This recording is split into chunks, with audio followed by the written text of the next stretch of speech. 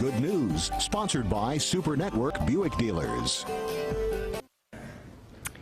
Well, we want to share some information with you about a fabulous program we found in our area. It's for kids, it's free, and it's lots of fun and learning wrapped up in one. Joining me now is Nathalie, the founder of Move and Groove, which is an interactive dance presentation for children. You're dressed perfectly. Oh, well, yeah, these are my work clothes. You got to have fun when you're working. Well, thank you for inviting me. The Nutcracker is one of my favorite programs that I like to present. So now, Move and Groove, tell me about that first before we even talk about the holiday program. Well, people have said Move and Groove is very unique because I really try to share my love of the dance arts with young children so that they can experience music, movement, and cultural diversity. That's my goal. If you can understand a culture and the holidays and their music and get to dance whatever they do for that celebration, it makes us love and respect our neighbors, and that's my goal. And so you started this program in the late 80s. Well, 90s. Okay, the late 90s. And tell me a little bit about, you performed during the holiday season.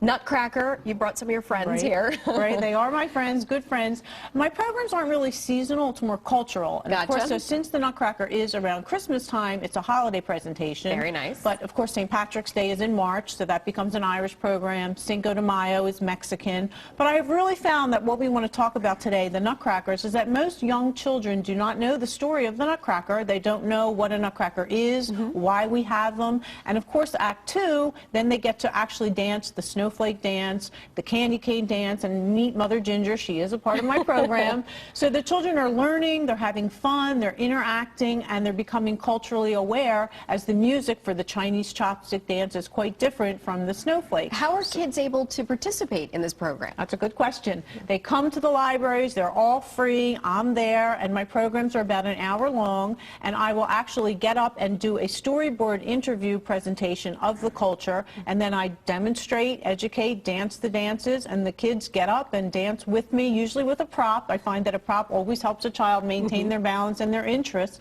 and they are performing, so the show becomes a performance for the parents that attend. What ages are we talking about?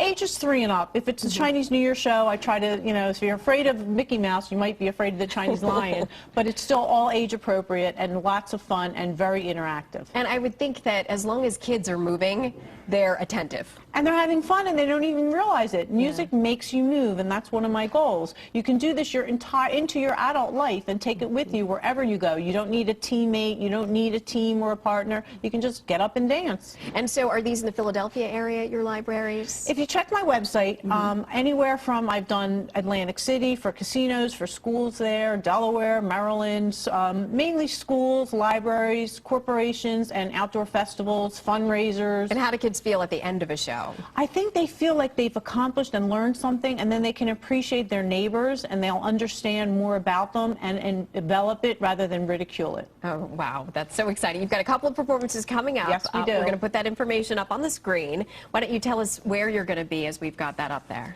Okay, the next show will be Wednesday at the Huntington Valley Library. I've been there maybe 10 years. It's a ritual. It's an annual celebration, and that's from 4 to 5. And I have another Nutcracker show at a Royersford Library, which I do believe is when schools are closed, so it's in the morning, and they come out, and then they also get to take a picture with me and a Nutcracker, and it can be your next year's Christmas card. Oh, that's so... Thank you so much. What a fun program. Laura. It is really fun, and it's easy to do, and anybody can do it, and I encourage the parents to dance along with their children as a snowflake.